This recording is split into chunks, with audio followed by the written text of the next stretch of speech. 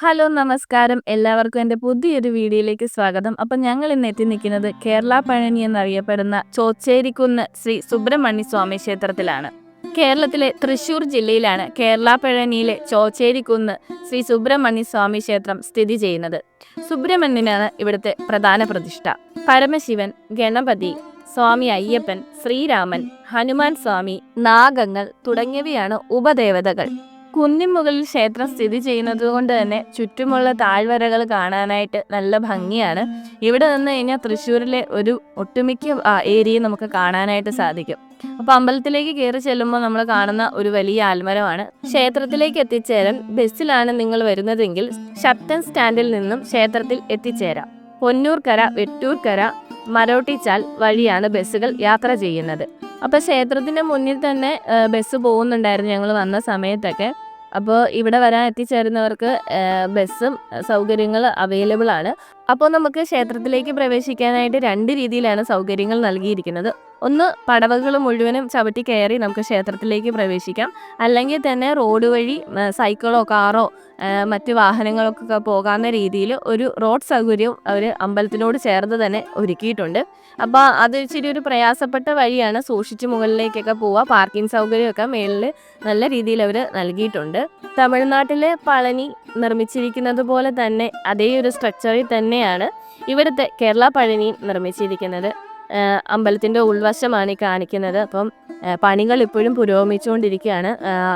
പല സ്ഥലങ്ങളിലും പണികൾ ഇങ്ങനെ നടന്നുകൊണ്ടിരിക്കുകയാണ്. അപ്പം നമ്മൾ വന്നു കഴിഞ്ഞാൽ ആ മുൻവശത്ത് കാണുന്ന ഒരു അത്ഭുതം മാത്രമേ നമുക്ക് കൂടുതലായിട്ട് കാണാൻ പറ്റുള്ളൂ. പിന്നെ ഏറ്റവും ഭംഗി തോന്നിയത് ഞങ്ങൾ സന്ധ്യാസമയത്താണ് ചെന്നത്.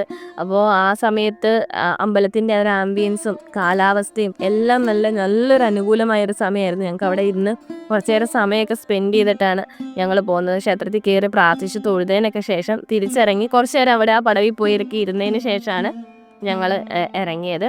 അമ്പലത്തിൽ ഒരുപാട് കാഴ്ചകളൊന്നും കാണാനില്ല. ഈ നമ്മുടെ തമിഴ്നാട്ടിലെ പഴനി പോലെ തന്നെ ആ ഒരു സ്ട്രക്ചറിലാണ് മുൻവശം പണിതിരിക്കുന്നത്. അതാണ് ഇവിടുത്തെ എടുത്തു പറയേണ്ട അമ്പലത്തിൻ്റെ ഒരു കാഴ്ചയെന്ന് വേണമെങ്കിൽ പറയാം. ഇവിടുത്തെ പ്രധാന ചടങ്ങെന്ന് പറയുന്നത് തല മുണ്ടനം ചെയ്യുന്നതാണ്. എല്ലാ ദിവസവും രാവിലെ 6:30 മുതൽ 9:30 വരെയാണ് ഇത് ചെയ്യുന്നത്. രാവിലെ 5:30 മുതൽ 10:30 വരെയും വൈകുന്നേരം 5:30 മുതൽ 7:30 വരെയാണ് ക്ഷേത്രം തുറക്കുന്നത്. കേരള പഴനി എന്ന ഈ ക്ഷേത്രം അറിയപ്പെടാൻ കാരണമെന്നാൽ തമിഴ്നാട്ടിലെ പ്രശസ്തമായ പഴനിയെ പോലെ തന്നെ അവിടുത്തെ അതേ ആചാരങ്ങളും ചടങ്ങുകളുമാണ് ഇവിടെ കേരള പഴനിയിൽ നടപ്പിലാക്കുന്നത്. അതുകൊണ്ട് തന്നെയാണ് കേരള പഴനി എന്ന് ഈ ക്ഷേത്രത്തെ അറിയപ്പെടുന്നത്. പിന്നെ ഇവിടുത്തെ ഒരു പ്രത്യേകത എന്ന് പറയുന്നത് ഇവിടെ ഫീഡിംഗ് റൂം ഒക്കെ ഉണ്ട്. ടോയ്ലറ്റും ഒക്കെ നല്ല രീതിയിൽ അവർ മെയിൻറ്റെയിൻ ചെയ്ത് പോകുന്നുണ്ട്. ക്ഷേത്രം ഇപ്പോഴും ഇങ്ങനെ വികസിപ്പിച്ചുകൊണ്ട് തന്നെ ഇരിക്കുകയാണ്. ഇവിടെ പാൻറ്റും ജീൻസും ഒക്കെ ധരിച്ച് ക്ഷേത്രത്തിനുള്ളിൽ പ്രവേശിക്കാനായിട്ട് സാധിക്കും. ഇപ്പോൾ നമ്മൾ ഇനി തല മുണ്ടനം ചെയ്യാൻ വേണ്ടി അല്ലാതാണ് നമ്മൾ ക്ഷേത്രത്തിലേക്ക് പോകുന്നതെങ്കിൽ നിങ്ങൾ വരാൻ പറ്റുന്ന ഒരു ടൈം എന്ന് പറയുന്നത് സന്ധ്യാനേരമാണ്. അപ്പം തന്നെ നമ്മുടെ പ്രകൃതിക്ക് പ്രത്യേക ഭംഗിയാണ്. സൂര്യാസ്തമയമൊക്കെ കാണാനായിട്ട് ഒരു മനോഹരമായൊരു കാഴ്ചയാണ് ഇവിടെ നിന്ന് മുകളിൽ നിന്ന് നമ്മൾ കാണാനായിട്ട് നമുക്ക് സാധിക്കുന്നത്. അപ്പോൾ എനിക്കിവിടെ പ്രത്യേകിച്ച് എടുത്തു പറയേണ്ടതായിട്ടുള്ള കാര്യം തോന്നിയത് ഇവിടെ ഫീഡിംഗ് റൂമും അത്യാവശ്യം നല്ല രീതിയിൽ ടോയ്ലറ്റ് സൗകര്യങ്ങളും ഒക്കെ ചെയ്തിട്ടുണ്ട് കേട്ടോ. നല്ല വൃത്തിയായിട്ടുള്ള രീതിയിലാണ് അവരതെല്ലാം കൈകാര്യം ചെയ്തിരിക്കുന്നത്. അപ്പം അത് എടുത്തു പറയേണ്ടതായിട്ട് എനിക്ക് തോന്നി. ഞങ്ങളിപ്പം അമ്പലത്തിൽ പഞ്ചാമൃതം മേടിക്കാനായിട്ട് വന്ന് നിൽക്കുകയാണ്. ഞങ്ങളവിടെ ഇങ്ങനെ ഇരിക്കുന്ന സമയത്താണ് 2 അപ്പച്ചന്മാരത് മേടിച്ചുകൊണ്ട് പോകുന്നുണ്ട്. അപ്പോഴാണ് ഞാൻ ഓർത്തത് അയ്യോ പായസം മേടിച്ചില്ലല്ലോ എന്ന്. അങ്ങനെ ഞങ്ങളിവിടുന്ന് പഞ്ചാമൃതമൊക്കെ മേടിച്ചു. അപ്പോൾ ഒരെണ്ണത്തിന് 60 രൂപ എങ്ങാണ്ടാണ് അവർ ഈടാക്കുന്നത്.